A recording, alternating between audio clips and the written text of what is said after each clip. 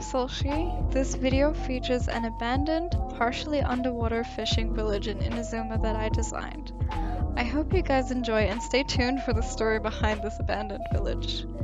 I make Serenity Pot tutorials once a week, so subscribe if you would like to see more content like this. Don't forget to hit the like button too, it really helps a lot.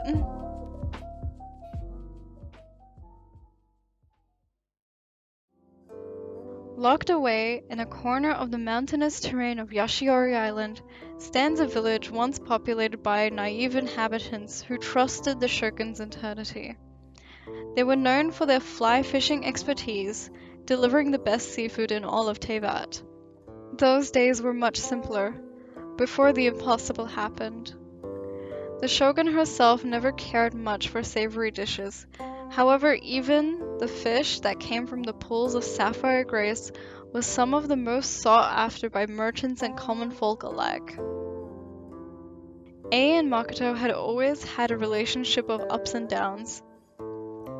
Makoto being a kind, gentle face of the Raiden Shogun, while Ei was the yang to her yin. She commanded the Raiden Shogun's armies, defending their precious city. On many a day, Makoto invited Ei to this fishing village. After much grumbling, Ei had finally given in to her sister's wishes, unable to make the next millionth excuse to refuse her dear sister's request. After spending dinner with her sister in this once beautiful fishing village, they had decided to frequent more often, putting aside time in their busy schedules to pay respects to its shrine. Her love for her sister knew no bounds. The time she spent with the only person in the world that knew of each other's existences made a connection that couldn't possibly be replaced with anyone else in the world. The Archon War, however, knew not of kindness, but instead of sacrifice. It took away her sister, the only one in the world who she thought was her equal in battle. The tears she spent crying out of the pain of the grief that besieged her were too many to count. Deciding to cut off the source of the pain, she steeled herself and vowed to block her nostalgic memories of her sister's smile and laughter. As each time she passed the village, it only fueled the wound of her loss.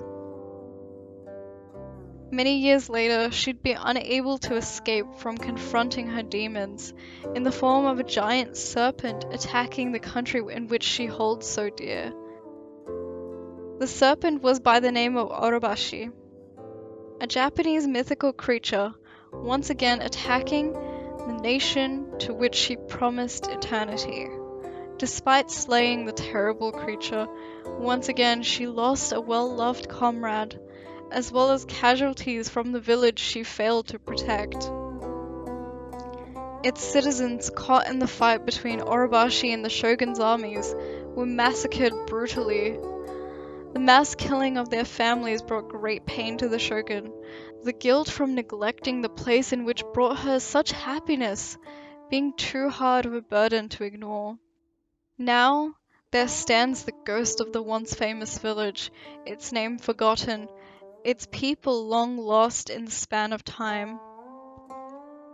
The shogun escaped to her plane of euthymia in the end, the emotional obstacles that the present time caused her being deemed as unnecessary with the goal of eternity. The village's pools are empty of the fish they once produced, the memories of the village only within the shogun's mind. Only recently the shogun has revealed her true form once again, and she paid her respects to this shrine, despite its decrepit state. Perhaps one day the shogun will realize that the only true eternity that can be achieved are through the memories that keep us going.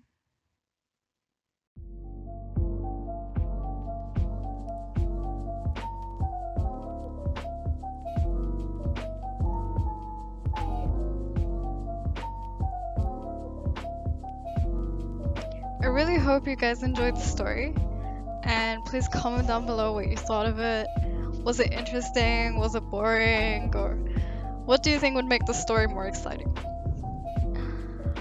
As you can see, I'm trying out something new. I'm trying to engage with the people that watch this video.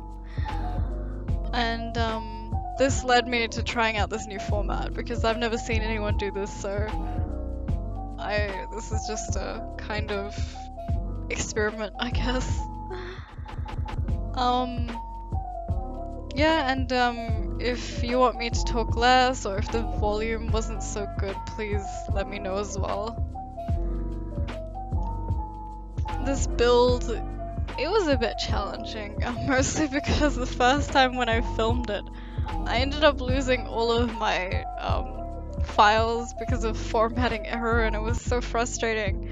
But I just ended up making it better the next time around I built it, so that was a really good thing. I really like the new Torii gates on the battle pass. They're one of my favorite pieces of furniture now to use because of how distinct they are to the Japanese culture. And also the shrines and how well they complement the other colors in the game.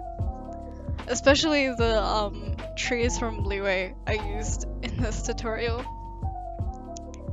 And with that being said, I would just like to remind you to subscribe and stay tuned for the next time.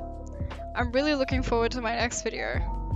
If you can think of a new theme that I haven't done yet, please let me know in the comments and I'll try to do my best to give it justice.